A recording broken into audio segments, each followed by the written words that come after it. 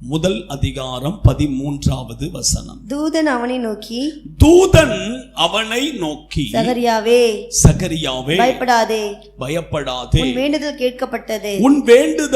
கேட்கப்பட்டது. உன் மனைவியாகிய எலிசபெத் உனக்கு ஒரு குமாரனை பெறுவாள். போதும், பயப்படாதே, உன் வேண்டுதல் கேட்கப்பட்டது. ஹல்லேலூயா. இதுதான் இந்த மாதத்துக்கான வாக்குத்தத்தமான ஒரு வார்த்தை. ஆண்டவர் சகரியாவை பார்த்து ஆண்டவர் சொல்லுகிறார், தூதன் வந்து சொல்லுங்க, பயப்படாதே, உன் வேண்டுதல் கேட்கப்பட்டது. நீங்க நல்ல வேதத்தை வாசித்து பார்த்தீங்க அப்படின்னாக்கி, பழைய ஏற்பாட்டு காலத்தில் நிறைய தீர்க்கதரிசிகள் இருந்தார்கள். மலாக்கி தீர்க்கதரிசி வரைக்கும் தான் தீர்க்கதரிசிகள் இருந்தாங்க. மலாக்கி தீர்க்கதரிசிக்கும் இந்த யோவான் ஸ்நானகனுக்கும் நடுவில் பார்த்தீங்க அப்படின்னா ஒரு 400 வருஷங்கள் இருண்ட காலம் அப்படின்னு சொல்லலாம். ஏன் அப்படின்னாக்கி அங்க ஒரு தீர்க்கதரிசிகள் கிடையாது, ஆண்டவருக்கும் மனுஷனுக்கும் நடுவில் ஒரு கனெக்ஷனே கிடையாது. அப்படிப்பட்ட ஒரு சூழ்நிலை காணப்பட்டது. அதனாலதான் யாருமே ஆண்டவர் பேசுவார் அப்படிங்கிற இதெல்லாம் கிடையாது, எதிர்பார்ப்பே கிடையாது. சகரியா வந்து அவன் பிரதான ஆசாரியனாக்க அவன் மகா பரிசுத்த ஸ்தலத்துக்குள்ள போன பொழுது அங்கதான் தூதன் தரிசனமாகி சொல்லுகிற, பயப்படாதே, உன் வேண்டுதல்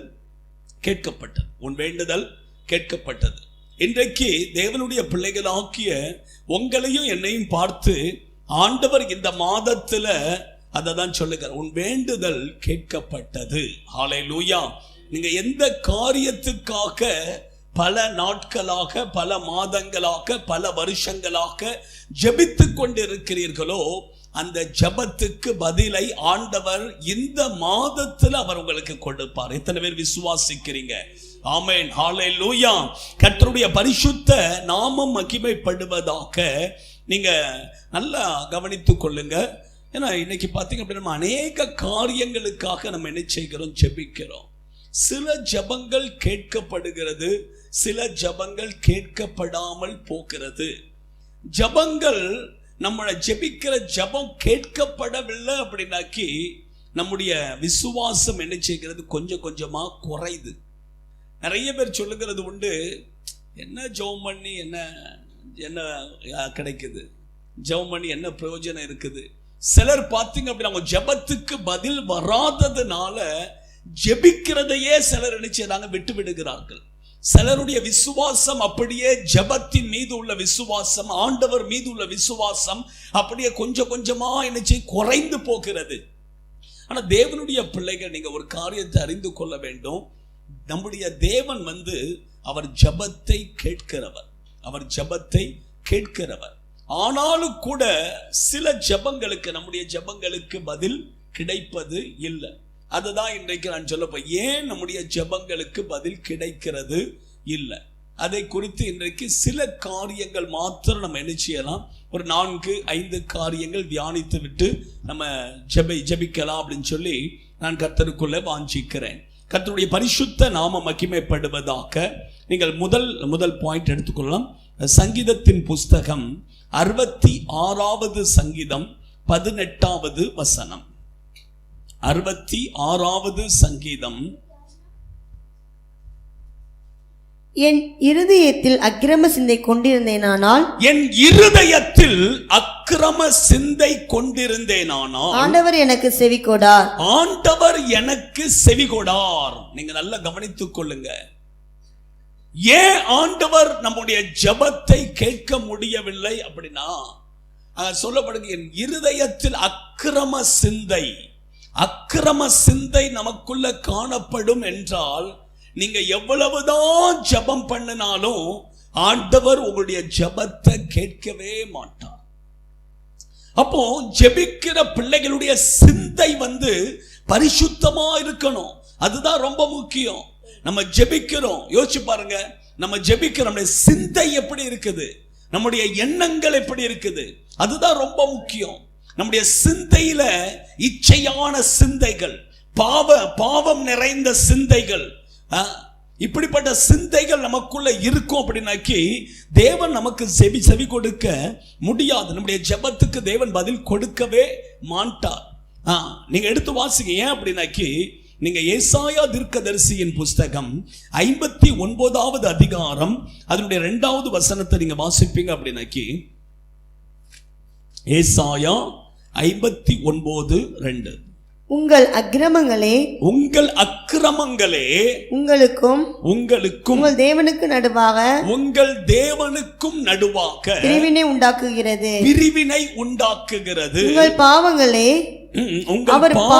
அவர் உங்களுக்கு செவி கொடாதபடிக்கு அவருடைய முகத்தை உங்களுக்கு மறைக்கிறது. அவருடைய முகத்தை உங்களுக்கு மறைக்கிறது.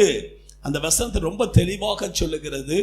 நம்முடைய அக்கிரமங்கள் தேவனுக்கும் நமக்கும் நடுவாக என்ன ஒரு பிரிவினை உண்டாக்குகிறதா? என்ன செய்கிறது? பிரிவினையே உண்டாக்குகிறது. அப்போ பாருங்க, யோசிச்சு பாருங்க, உங்களுடைய பாவங்கள் அவர் உங்களுக்கு செவி கொடாதபடிக்கு அவருடைய முகத்தை மறைக்கிறது. அப்போ அக்கிரமம் தேவனையும் நம்மையும் என்ன செய்கிறது? பிரிக்கிறது. நம்முடைய பாவம் தேவனுடைய முகத்தை நமக்கு என்ன செய்கிறது? மறைக்கிறது. அப்படி இருக்கும் பொழுது அக்கிரம சிந்தையோடு கூட நீங்க ஜெபிப்பீங்க அப்படின்னாக்கி ஆண்டவர் எப்படி நம்முடைய ஜெபத்தை கேட்பார்? யோசிச்சு பாருங்க. அப்போ ஜெபிக்கிற பிள்ளைகளுடைய சிந்தை பரிசுத்தமா இருக்கணும். அதுதான் ரொம்ப முக்கியமான காரியம். ஜெபிக்கிற பிள்ளைகளுடைய சிந்தை எப்படி இருக்கணும்? பரிசுத்தமாக இருக்கணும். இச்சை நிறைந்த சிந்தைகள், பாவம் நிறைந்த சிந்தைகள், ஆமா, இப்படிலாம் நமக்குள்ள என்ன செய்யக்கூடாது? இருக்கக்கூடாது. அப்படிப்பட்ட சிந்தை நமக்குள்ள இருக்கும் அப்படின்னாக்கி தேவன் நமக்கு நம்முடைய ஜெபத்தை என்ன செய்ய மாட்டாரு? கேட்கவே மாட்டார். அப்ப நம்முடைய சிந்தையை நம்ம முதல்ல என்ன செய்யணும்? பரிசுத்தப்படுத்தணும். ஜெபிக்கிறவர்கள் தங்களுடைய இருதயத்தை பரிசுத்தப்படுத்தணும். அதெல்லாம் சொல்லப்பட்டிருக்குது. அக்கிரம சிந்தை. வாசிக்க திரும்ப அந்த வசனத்தை ஒரு வாட்டி வாசிக்கலாமே. சரி, 66:18 சங்கீதம் 66:18. என் இருதயத்தில் எங்க இருதயத்தில் அக்கிரம சிந்தை. இருதயத்துல அப்ப நம்ம இருதயம் எப்படி இருக்கணும் அப்படின்னா பரிசுத்தமா இருக்கணும். நம்ம இருதயம் எப்படி இருக்கணும்? ஜெபிக்கிற பிள்ளைகளுடைய இருதயம் பரிசுத்தமா இருக்கணும். அதான் தாவீது ஜெபிக்கும் பொழுது சொல்லுகிறார், சுத்த இருதயத்தை எனக்குள்ள என்ன செய்யும்? சிருஷ்டியும் அப்படின்னு சொல்லி ஜெபிக்கிறார். அப்போ ஜெபிக்கிற பிள்ளைகளுடைய இருதயம் சரியாக இருக்கணும். இருதயம் பரிசுத்தமாக இருக்கணும். அக்கிரம சிந்தை நமக்குள்ள இருக்கக்கூடாது. பாவ சிந்தைகள் நமக்குள்ள இருந்து நம்ம ஜெபிப்போம் அப்படின்னாக்கி தேவன் நமக்கு என்ன செய்ய மாட்டார்? ஜெபத்தை கேட்க மாட்டார். இரண்டாவதாக நான் சொல்லுகிறேன், வாசிங்க. இரண்டாவதா மார்க்கு சுவிசேஷகத்தின் புஸ்தகம் 6வது அதிகாரம் அதனுடைய 5-6 வசனங்கள். மார்க்கு சுவிசேஷகத்தின் புஸ்தகம் 6வது அதிகாரம்.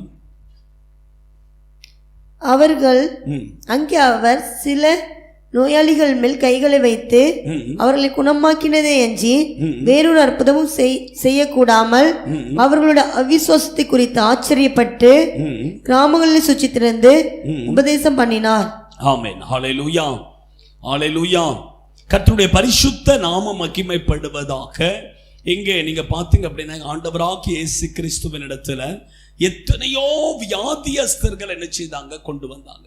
எல்லாரும் வியாதியஸ்தர்கள் ஆண்டவராகிய இயேசு கிறிஸ்துவின் இடத்துல ஜெபிக்கிறாங்க. எனக்கு இந்த வியாதி இருக்குது, என்னை சுகமாக்குங்க அப்படின்னு சொல்லி என்ன செய்யறாங்க? ஜெபிக்கிறாங்க. ஆனாலும் கூட அங்க சொல்லப்பட்டிருக்கிறது, ஆண்டவர் அந்த இடத்துல அவர்களை குணமாக்கினதே அன்றி, நோயாளிகளின் மேல் கைகளை வைத்து அவர்களை குணமாக்கினதே அன்றி வேறொரு அற்புதமும் அவர் என்ன செய்யக்கூடாமல். அப்போ அங்க நிறைய பேர் ஜெபிக்கிறாங்க. வியாதியஸ்தர்கள் ஜெபிக்கிறாங்க. பல காரியங்கள் நிமித்தம் என்ன செய்யறாங்க? ஜெபிக்கிறாங்க. ஆனா ஆண்டவர் அங்க சில வியாதியஸ்தர்கள் என்ன செய்கிறார்? குணமாக்குகிறார். ஆனா அவரால் அங்க நிறைய அற்புதங்களை என்ன செய்ய முடியல. ஏன் அப்படின்னாக்கி அதற்கு காரணத்தை அங்க சொல்லப்படு அவர்களுடைய அவிசுவாசத்தை குறித்து ஆச்சரியப்பட்டு கிராமங்களிலே சுற்றி திரிந்து அப்ப அவங்களுடைய அங்க ஏன் ஆண்டவர் அவங்களுடைய ஜெபத்தை கேட்க முடியல? ஏன் ஆண்டவர் அங்க அற்புதத்தை செய்ய முடியல? காரணம் அவர்களுடைய அவிசுவாசம். அவர்களுடைய அவிசுவாசம். நான் சொல்லுகிற இரண்டாவது, தேவன் நம்முடைய ஜெபத்தை ஏன் கேட்க முடியல அப்படின்னா அவிசுவாசம். அவிசுவாசத்தோடு கூட ஜெபிக்கிற ஜெபத்தை ஆண்டவர் ஒரு நாளும் என்ன செய்ய மாட்டாரு, கேட்கவே மாட்டார். ஆமா, ஆண்டவருடைய பிள்ளைகள் பாருங்க, நமக்கு விசுவாசம் தேவை. என்ன தேவை? விசுவாசம் நமக்கு தேவை. நீங்க நம்ம எந்த காரியத்துக்காக ஜெபித்தாலும் சரி, விசுவாசத்தோடு ஜெபிக்கணும். அதாவது அப்பதான் அற்புதத்தை நம்ம என்ன செய்ய முடியும், பெற்றுக்கொள்ள முடியும். அப்பதான் ஜெபத்தை ஆண்டவர் என்ன செய்வார், கேட்பார். நீங்க வாசிங்க யாக்கோபு எழுதின நிருபத்துல 1வது அதிகாரம் 6வது வசனம் 7வது வசனத்தை நீங்க வாசிப்பீங்க அப்படின்னாக்கி,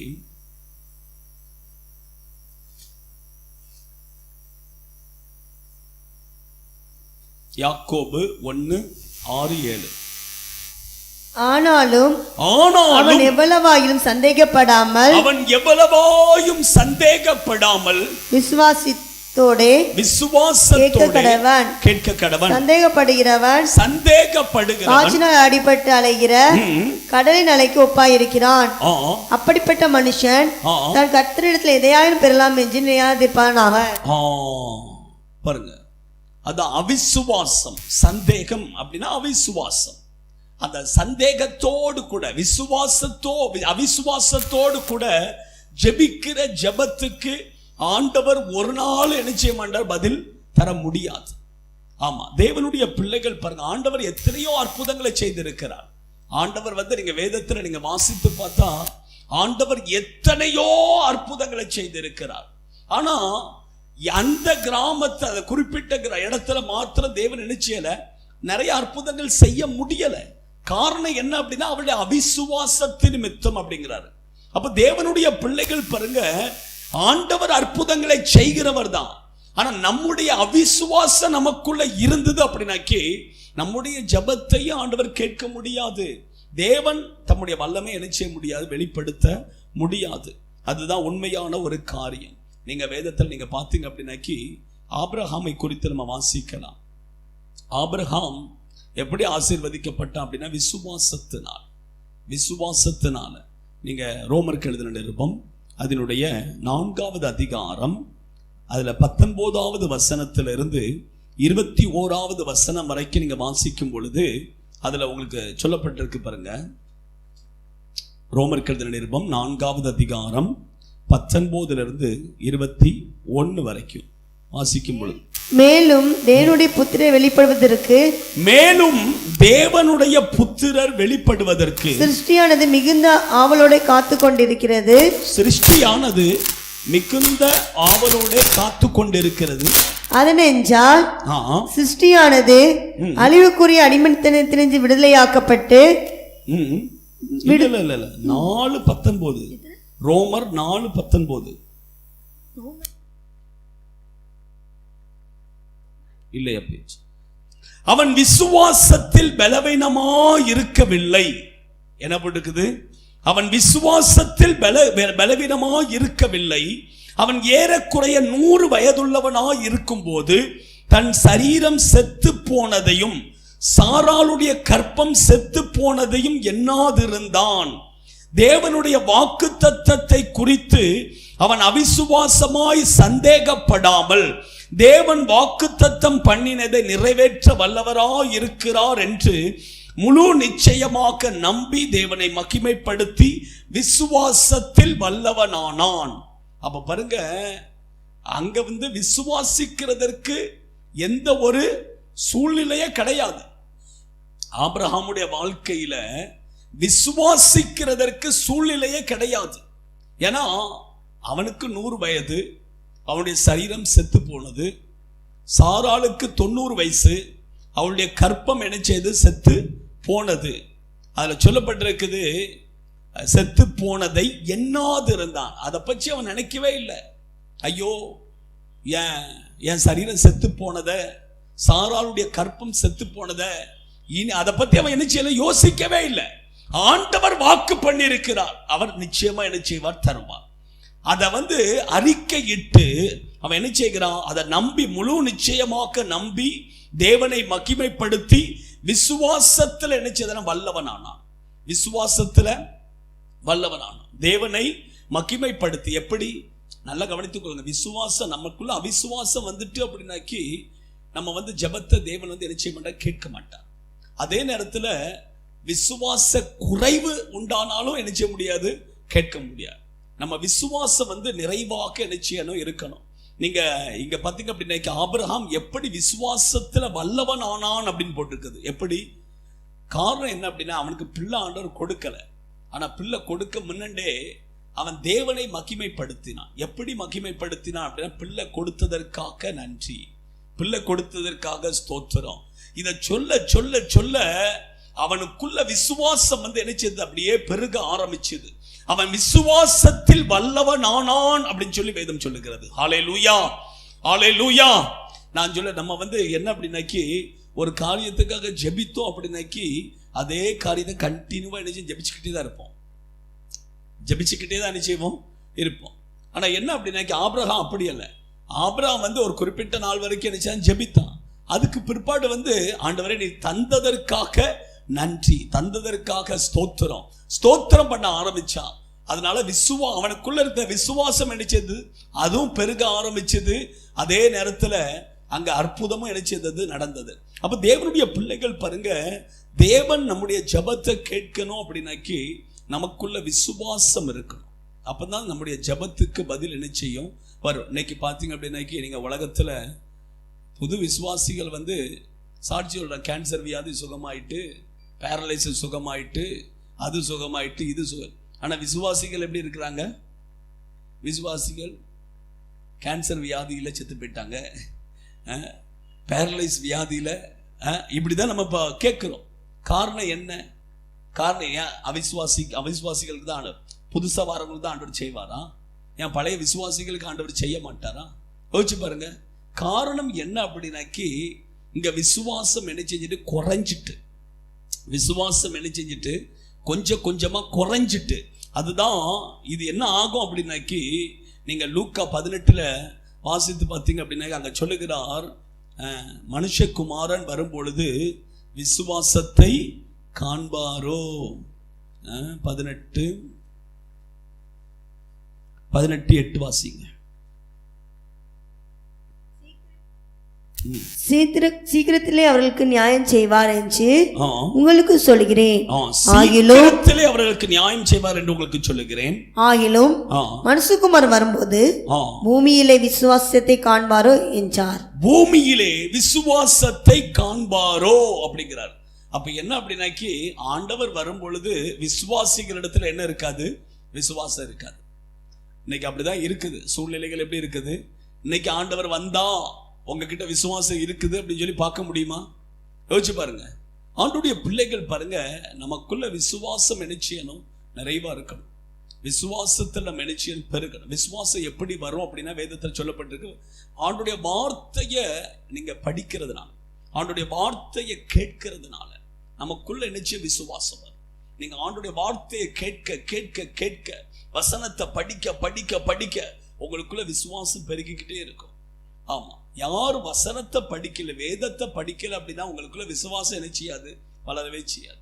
வசனத்தை கேட்காத உங்களுக்குள்ள விசுவாசம் என்ன செய்யாது? அது கொஞ்சம் குறைஞ்சிக்கிட்டு தான் இருக்குது, தவிர கூடாது. ஏதோ சர்ச்சுக்கு வருவோம், சர்ச்சுக்கு வராம இருக்க மாட்டோம், சர்ச்சுக்கு வருவோம், ஆனா அங்க என்ன இருக்காது? விசுவாசம் இருக்காது. ஆமா, ஆண்டுடைய பிள்ளைகள் பாருங்க, நம்முடைய அவிசுவாசம் நமக்குள்ள இருந்தது அப்படின்னாக்கி தேவன் நம்முடைய ஜெபத்தை என்ன செய்ய மாட்டார்? கேட்க மாட்டார். அடுத்தபடியாக யோவான் சுவிசேஷகத்தின் புஸ்தகம் 16வது அதிகாரம் 24வது வசனம். இதுவரைக்கும் நீங்கள் என் நாமத்தினாலே ஒன்றும் கேட்கவில்லை. இதுவரைக்கும் நீங்கள் என் நாமத்தினாலே ஒன்றும் கேட்கவில்லை. கேளுங்கள், அப்பொழுது உங்கள் சந்தோஷம் நிறைவாகும்படி பெற்றுக்கொள்வீர்கள். உங்கள் சந்தோஷம் நிறைவாக்கும்படி பெற்றுக் கொள்ளுங்கள். ஹல்லேலூயா, ஹல்லேலூயா. மூன்றாவதாக ஆண்டவர் ஏன் ஜெபத்தை கேட்கல அப்படின்னாக்கி, அதற்கு நான் ஒரு காரணத்தை சொல்லுகிறேன். ஆண்டவர் சொல்லுகிறார், கேளுங்கள், கேளுங்கள், நீங்க என்ன செய்வீங்க? பெற்றுக்கொள்வீங்க. எப்படி பெற்றுக்கொள்ள? உங்கள் சந்தோஷம் நிறைவாயிருக்கும்படி பெற்றுக்கொள்வீர்கள். எதுக்கு பெற்றுக்கொள்வீர்கள்? அல்ல தெளிவா சொல்லுகிறார், உங்கள் சந்தோஷம் நிறைவாயிருக்கும்படி பெற்றுக்கொள்வீர்கள். சில ஜெபங்களுக்கு பார்த்தீங்க அப்படின்னாக்கி, நம்ம ஜெபத்துக்கு ஆண்டவர் பதில் கொடுக்கிறார் அப்படின்னாக்கி, அந்த பதில் நமக்கு என்னத்தை உண்டாக்கும்? சந்தோஷத்தை உண்டாக்கும். நீங்க நல்லா கவனித்துக்கொள்ள, நம்முடைய வாழ்க்கையில நம்முடைய ஜெபத்துக்கு ஆண்டவர் பதில் கொடுக்கிறார் அப்படின்னாக்கி, அந்த பதில் நமக்கு சந்தோஷத்தை உண்டாக்கணும். நமக்கு துக்கத்தை உண்டாக்கக்கூடிய காரியமாக இருந்தா ஆண்டவர் பதில் என்ன செய்ய மாட்டார்? ஜெபத்தை கேட்கவே மாட்டார். நீங்க நல்லா கவனித்து, உதாரணத்துக்கு நான் சொல்லுகிறேன், ஒரு தகப்பனாருக்கு 3 பெண் பிள்ளைகள். அவர் அவருக்குள்ள என்ன ஆசை அப்படின்னா, எப்படியா ஒரு பையன் வேணும் அப்படின்னு சொல்லி ஆசை. அவர் அதற்காக பல நாட்கள் ஜெபித்தார். ஜெபித்த பொழுது ஆண்டவர் அவருக்கு சொன்ன பதில் என்ன அப்படின்னாக்கி, உனக்கு வேண்டாம், ஆண் பிள்ளை வேண்டாம், உனக்கு 3 பெண் பிள்ளைகளை நான் கொடுத்திருக்கிறேன். அந்த 3 பெண் பிள்ளைகளுமே ஆண் பிள்ளைகளுக்கு சமானம். உன்னுடைய கடைசி நாட்கள்ல அந்த பிள்ளைகள் என்ன செய்ய உன்னை பராமரிக்கும் அப்படின்னு சொல்லி ஆண்டவர் சொல்லி பார்த்தாரு. ஆனா இவர் என்ன செய்யல, கேட்க இவருக்கு மனம் இல்லை. திரும்பவும் ஆண்டவரே எனக்கு ஒரு ஆண் பிள்ளையை தாரும். கடைசியில் என்ன அப்படின்னா, ஆண்டவர் ஆண் பிள்ளையை கொடுத்துட்டாரு. ஆனா அவர் ஜெபத்துக்கு பதில் என்ன செஞ்சுட்டு கிடைச்சிட்டு ஆண்டவர் கொடுத்துட்டாரு. ஆனா அந்த பிள்ளை பார்த்தீங்கன்னா, அவர் சாக்குற வரைக்கும் அவரை வேதனைப்படுத்தி கொண்டு, அவரை துக்கப்படுத்தி கொண்டுதான் இருந்தான். நீங்க நல்லா கவனித்துக் கொள்ளுங்க. அதனால சில காரியங்கள் நம்ம ஜெபிப்போம், நம்ம கேட்போம், நம்ம சில நமக்கு வேதனை உண்டாக்கக்கூடிய காரியமாக இருக்கும், நமக்கு துக்கத்தை உண்டாக்கக்கூடிய காரியமாக இருக்கும் அப்படின்னாக்கி, ஆண்டவர் அந்த ஜெபத்துக்கு என்ன செய்ய மாட்டார்? பதில் தரவே மாட்டார். அதனால நம்ம ஜெபிக்கிற ஜெபம் என்னைக்குமே ஆண்டவருக்கு இது சித்தமா அப்படிங்கிறத முதல்ல நம்ம என்ன செய்யணும்? அறியணும், அறிந்து ஜெபிக்கணும். சும்மா எல்லாத்தையும் கேட்டக்கூடாது. சும்மா எல்லாத்தையும் நம்ம கேட்டாக்கி சில காரியங்கள் நமக்கு ஆண்டவருக்கு சித்தமில்லாத காரியத்தை என்ன செய்யக்கூடாது? ஜெபிக்கவே கூடாது. முதல்ல நீங்க ஒரு காரியத்துக்காக ஜெபிக்கும் பொழுது இது ஆண்டவருக்கு சித்தமானதா அப்படிங்கிறத நம்ம முதல்ல என்ன செய்யணும்? அறிந்து ஜெபிக்கணும். ஆண்டவருக்கு சித்தமில்லாத காரியத்துக்காக நம்ம ஜெபித்தோம் அப்படின்னாக்கி, அது கடைசியில் அந்த ஜெபத்துக்கு பதில் தந்துருவாரு. ஆனா கடைசியில் அது நமக்கு என்ன செய்யும்? வேதனை உண்டாக்கி கொண்டுதான் இருக்கும். அது நம்ம துக்கப்படுத்தி கொண்டுதான் என்ன செய்யும்? இருக்கும். அப்படிப்பட்ட ஜெபத்துக்கு தேவன் என்ன செய்ய மாட்டார்? ஒருபோதும் அவர் பதில் தரவே மாட்டார். இன்னும் பாருங்க, 4வது நான் சொல்லுகிறேன், வாசிங்க. யாக்கோபு எழுதின நிருபம் 4வது அதிகாரம் 3வது வசனம். நீங்கள் விண்ணப்பம் பண்ணியும் உங்கள் இச்சைகளை நிறைவேற்றும்படி செலவழிக்க வேண்டும் என்று தகாத விதமாய் விண்ணப்பம் பண்ணினபடியால் பெற்றுக்கொள்ளாமல் இருக்கிறீர்கள். விபச்சாரரே, இல்ல அது வசனம் திரும்ப வாசிங்க. நீங்கள் விண்ணப்பம் பண்ணியும் உங்கள் இச்சைகளை நிறைவேற்றும்படி செலவழிக்க வேண்டும் என்று தகாத விதமாய் விண்ணப்பம் பண்ணுகிறபடியினால் பெற்றுக்கொள்ளாமல் இருக்கிறீர்கள். தகாத விதமாய். அதுல இன்னொரு காரியம் சொல்லுவோம், உங்கள் இச்சைகளை நிறைவேற்றும்படியாக. அப்படின்னாக்கி நீங்க நல்லா கவனித்துக் கொள்ளுங்க. நீங்க ஒரு காரியத்துக்காக நம்ம ஜெபிக்கிறோம் அப்படின்னாக்கி அதை சரியாக என்ன செய்யணும்? ஜெபிக்கணும். நம்முடைய ஜெபத்தினுடைய நோக்கம் சரியாக இருக்கணும். இப்ப நீங்க ஒரு காரியத்தை கேட்கறீங்க அப்படின்னாக்கி அது நோக்கம் சரியா இருக்கணும். நோக்கம் சரியா இல்லை அப்படின்னாக்கி ஆண்டவர் பதில் என்ன செய்ய மாட்டாரு? அந்த ஜெபத்தை கேட்க மாட்டார். அந்த ஜெபத்தை என்ன செய்ய மாட்டார்? கேட்கவே மாட்டார். நீங்க பாத்தீங்க அப்படின்னாக்கி, சிலுவையில இயேசு தொங்கிக் கொண்டிருக்கும் பொழுது 2 பேர் ஜெபித்தாங்க. யாரு? 2 கள்ளர்கள் ஜெபித்தாங்க. ஒருவனுடைய ஜெபம் கேட்கப்பட்டது, இன்னொருவனுடைய ஜெபம் கேட்கப்படவில்லை. ஏன் கேட்கப்படவில்லை அப்படின்னாக்கி, அதை செய்ய ஆண்டவரால் அதை செய்ய முடியாது அப்படிங்கிறது கிடையாது. அதை ஆண்டவரால் செய்ய முடியாது அப்படிங்கிறது. நீங்க வாசிங்க, எங்க லூக்கான்னு நினைக்கிறேன், வாசிங்க. அந்த பகுதிக்கு வரலாமே. லூக்கா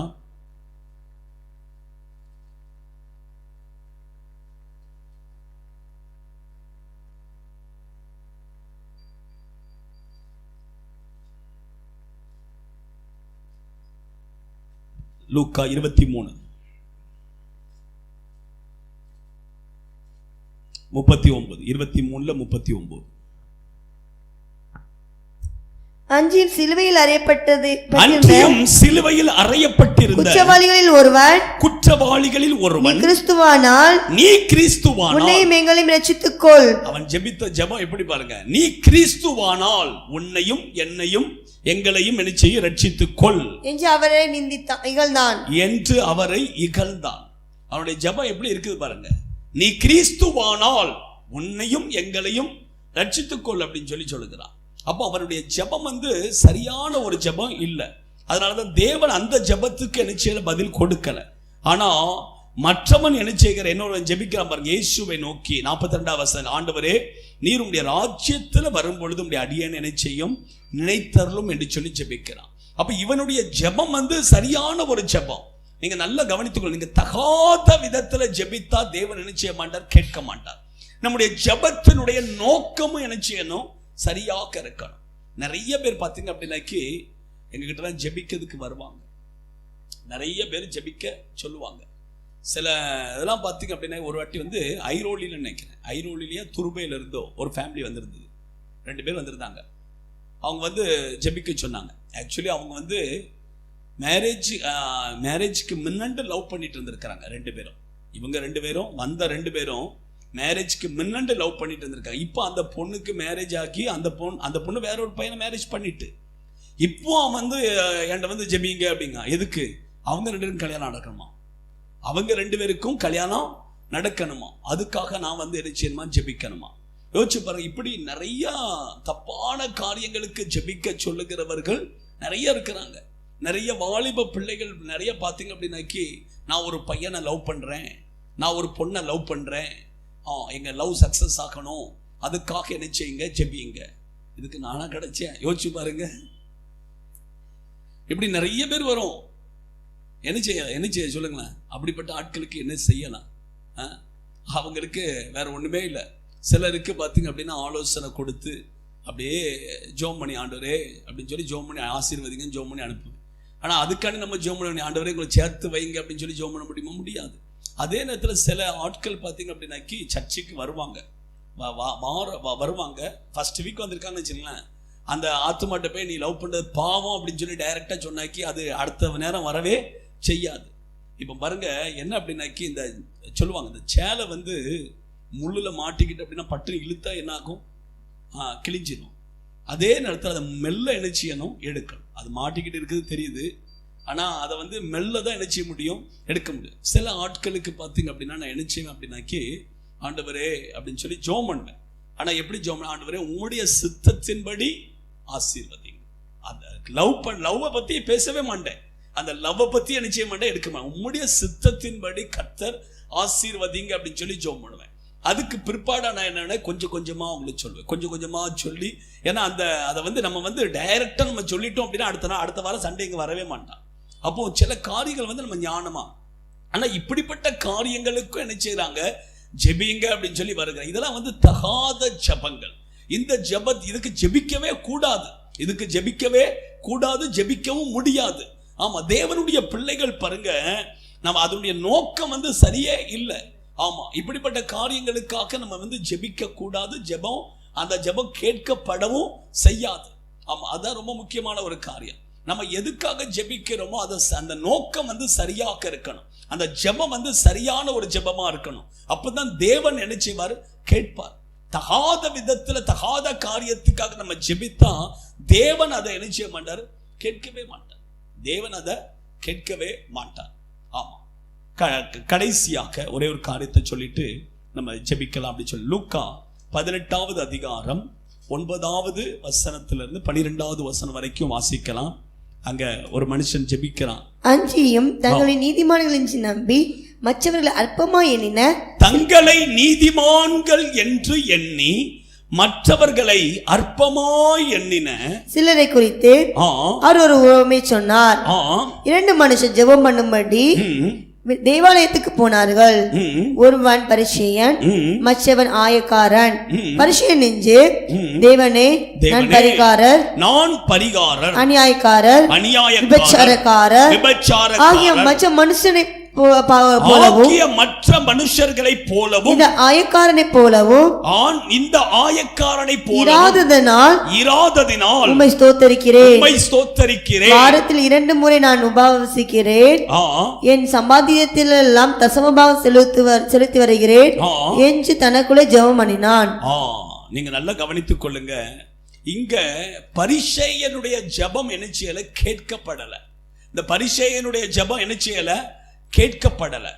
அவன் அதுல 9வது வசனத்திலேயே சொல்லப்பட்டிருக்கிறது, தங்களை நீதிமான்கள் என்று நம்பி, தங்களை நீதிமான்கள் என்று நம்பி ஜெபிக்கிறவர்களுடைய ஜெபம் ஒரு நாள் எழுச்சி அது கேட்கப்படவே செய்யாது.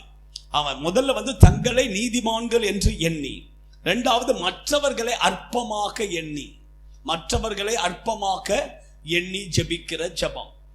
முதல்ல தங்களை நீதிமான்கள் என்று எண்ணி ஜெபிக்கிற ஜெபம், இரண்டாவது மற்றவர்களை அற்பமாக எண்ணி ஜெபிக்கிற ஜெபம்.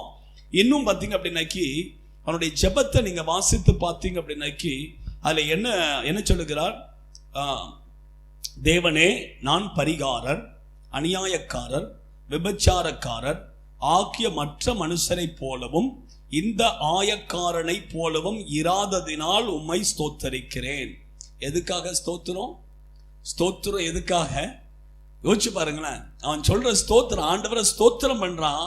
எதுக்காக ஸ்தோத்திரம் பண்றான் பார்த்தீங்கன்னாக்கி, ஆண்டவரே பரிகாரர், அநியாயக்காரர், விபச்சாரக்காரர் ஆக்கிய மற்ற மனுஷர்களை போல நான் இல்லை, அதே போல இந்த மனுஷனை போல நான் இல்லை, அதற்காக ஸ்தோத்தரிக்கிறேன்.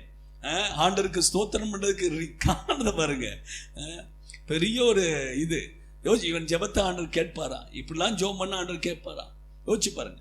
அதுல வேற சொல்லுகிறாங்க, அடுத்தால ஆரம்பிக்கிறான், நான் வாரத்துல 2 நாள் உபவாசம் பண்ணுகிறேன், என்னுடைய எல்லா சம்பாத்தியத்திலும் தசமபாகத்தை கொடுக்கிறேன். ஜெபத்துக்கு இதெல்லாம் என்னது தேவையே இல்லை. நீங்க கொடுக்கிறது என்ன ஆண்டவருக்கு தெரியாதா? நீ உபவாசிக்கிறது என்ன ஆண்டவருக்கு தெரியாதா? இதை நீ சொல்லிதான் தெரியணுமா? யோசிச்சு பாருங்க. இதெல்லாம் நமக்கு சொல்ல தேவையே கிடையாது. நம்ம நம்மை தாழ்த்தி ஜெபம் பண்ண ஆண்டுடைய சமூகத்துல பார்த்தீங்க அப்படின்னா பெருமையோடு கூட நம்ம ஜெபிப்போம் அப்படின்னா ஆண்டவர் அந்த ஜெபத்தை நிச்சயமாக கேட்கவே மாட்டார். எப்பொழுதுமே நம்மை தாழ்த்தி ஜெபம் பண்ணணும். ஆண்டுடைய சமூகத்துல என்ன செய்யணும்? தாழ்த்தி ஜெபம் பண்ணணும். அதே நேரத்துல அந்த மனுஷன் ஜெபிக்கிறான் பாருங்க, ஆயக்காரன் ஜெபிக்கிறான் பாருங்க. 13 ஆயக்காரர் தூரத்திலே நின்று தன் கண்களை வானத்துக்கு ஏறெடுக்க துணியாமல் தன் மார்பிலே அடித்துக்கொண்டு தேவனே பாவியாக என்மேல் கிருபையாயிரும் என்றான். பாவியாக்கிய என்மேல் கிருபையாயிரும் என்றான். யோசிச்சு பாருங்க.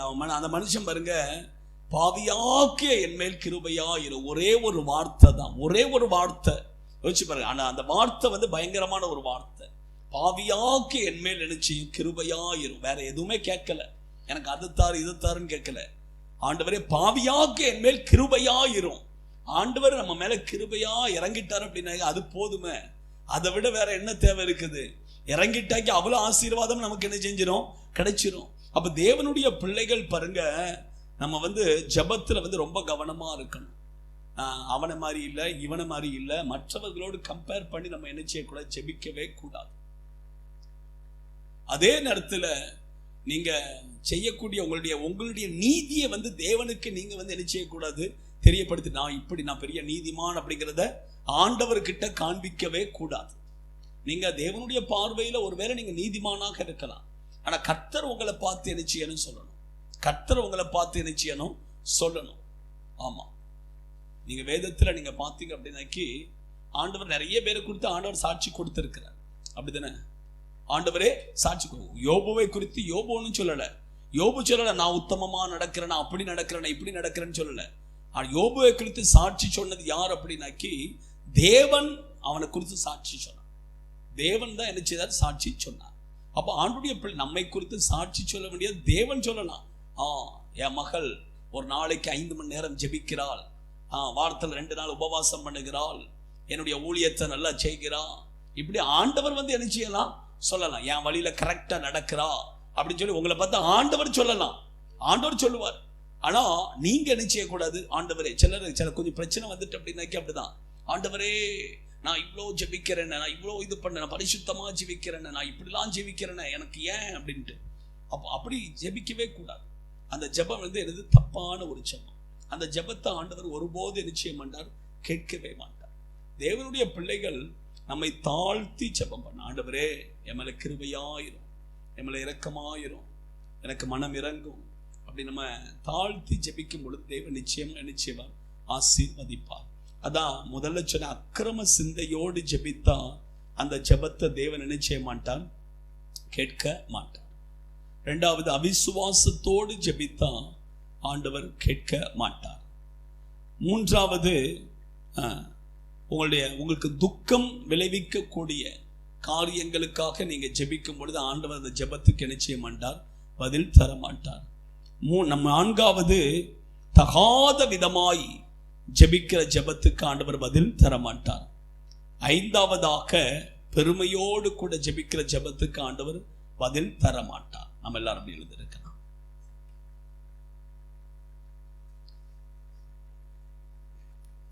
அப்படியே கண்களை மூடி ஒரு சில நிமிடங்கள் அப்படியே ஆண்டவரை நோக்கி பார்க்கலாம். இன்றைக்கு இதுவரைக்கும் நீங்க பல காரியங்களுக்காக ஜெபித்திருக்கலாம், அந்த ஜெபத்துக்கு பதில் வராமல் இருக்கலாம். இன்றைக்கு அதற்குரிய காரணத்தை நான் சொன்னேன். ஏன் உங்களுடைய ஜெபத்துக்கு பதில் வரல, அதுக்குரிய காரணத்தை ஆண்டவர் தெளிவாக சொல்லுகிறார். தெளிவாக தேவன் இங்கே சொல்லுகிறார்.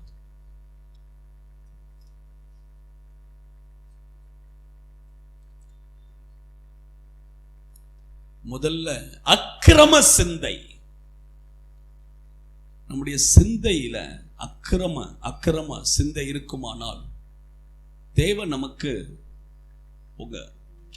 செவி கொடுக்க மாட்டார். நம்முடைய சிந்தை சரியா இருக்கணும். இச்சையான சிந்தை, பாவ சிந்தை சரியா இல்லை அப்படின்னாக்கி பொல்லாத சிந்தை இதெல்லாம் இருக்கக்கூடாது. சிந்தை சரியா இருக்கணும், சிந்தை பரிசுத்தமா இருக்கணும். பரிசுத்த ஒரு சிந்தையோடு கூட நீங்க ஜெபம் பண்ணி பாருங்க, ஆண்டவர் உடனே பதில் தருவார். 2வது, அவிசுவாசம் உள்ள இருதயத்தோடு கூட நீங்க எவ்வளவுதான் ஜெபம் பண்ணாலும் சரி, எத்தனை மணி நேரம் ஜெபித்தாலும் சரி, ஆண்டவர் கேட்கவே மாட்டார். அந்த அவிசுவாசம் நமக்குள்ள இருக்கக்கூடாது. உங்களுக்குள்ள விசுவாசம் பெருகணும். வேதத்தை நல்லா வாசிங்க, வேதத்தை வாசிங்க, வசனத்தை கேளுங்க. வசனத்தை கேட்க நமக்குள்ள விசுவாசம் பெருகும், விசுவாசம் பெருகும். சூழ்நிலைகளை பார்க்கவே கூடாது.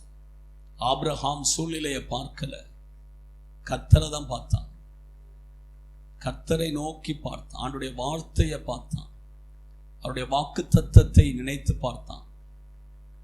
அவர் வாக்கு பண்ணினதை நிறைவேற்ற வல்லவராயிருக்கிறார் என்று சொல்லி முழு நிச்சயமாக நம்பி தேவனை மகிமைப்படுத்தி விசுவாசத்தில் வல்லவனானான் என்று சொல்லி வேதம் சொல்லுகிறது. ஹல்லேலூயா. 4வதாக, தகாத காரியத்துக்காக விண்ணப்பம் பண்ணக்கூடாது. நமக்கு துக்கம் விளைவிக்கிற காரியமாக இருந்தால் அந்த ஜெபத்துக்கு பதில் வராது. உங்களுடைய ஜெபம் உங்களுடைய வாழ்க்கையில் துக்கத்தை விளைவிக்கக்கூடிய காரியம், பிரச்சனைகளை உண்டு பண்ணக்கூடியதாக இருக்கும் அப்படின்னா தேவன் அந்த ஜெபத்துக்கு பதில் தர மாட்டார். தகாத விதத்தில் விண்ணப்பம் பண்ணக்கூடாது. உங்களுடைய நோக்கம் நீங்க எந்த காரியத்துக்காக ஜெபிக்கிறீர்களோ அந்த ஜெபத்தினுடைய நோக்கம் சரியாக இருக்கணும். அந்த ஜெபத்தினுடைய நோக்கம் சரியாக இருக்கும் அப்படின்னாக்கி ஆண்டவர் பதில் தருவார்.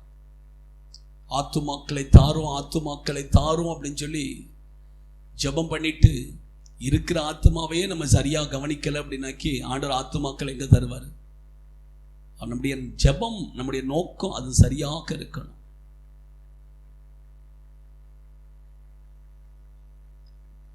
கடைசியாக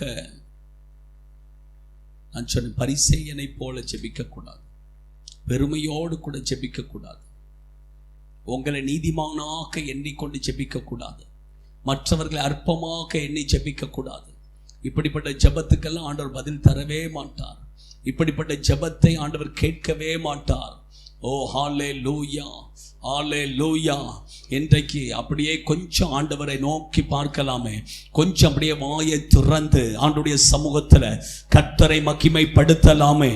ஓ ஹல்லேலூயா. உங்களுடைய காரியம் எதுவாக இருந்தாலும் சரி, இப்பொழுது தேவ சமூகத்தில் நீங்க ஜெபிக்கலாமே, தேவனுக்கு தெரியப்படுத்தலாமே. ஆண்டவர் சொல்லுங்க, உன் விண்ணப்பத்தை கேட்டேன். ஹல்லேலூயா, ஹல்லேலூயா. ஓ பயப்படாதே, உன் வேண்டுதல் கேட்கப்பட்டது. பயப்படாதே சக்கரியாவே, பயப்படாதே, உன் வேண்டுதல் கேட்கப்பட்டது, உன் வேண்டுதல் கேட்கப்பட்டது. ஓ ஹல்லேலூயா. இன்றைக்கு கர்த்தருடைய சமூகத்தில் வந்து ஜெபிக்கிற உன் ஜெபம் கேட்கப்பட்டது, உன் ஜெபம் கேட்கப்பட்டது, உன் ஜெபம் கேட்கப்பட்டது. ஓ பல மாதங்களாக, பல வருடங்களாக நீங்க ஜெபித்துக் கொண்டிருக்கலாம். ஆண்டவர் இன்றைக்கு வாக்கு பண்ணுகிறார், உன் ஜெபம் கேட்கப்பட்டது, உன் ஜெபம் கேட்கப்பட்டது. ஹல்லேலூயா. ஓடாராதாரா ஷாகாலா ரிகாபாதுனாரி அந்துருபெக்குதினா ரிபலபலபலபல ஷகலரி அந்துரியா கரோபலோ ரிகபோ. நன்றி தகப்பனே, நன்றி. நீர் எங்களுடைய ஜெபத்தை கேட்கிறபடியா நன்றி அப்பா, நன்றி அப்பா. உம்முடைய வாக்கு தத்தத்துக்காக ஸ்தோத்திரம், ஸ்தோத்திரம், ஸ்தோத்திரம்.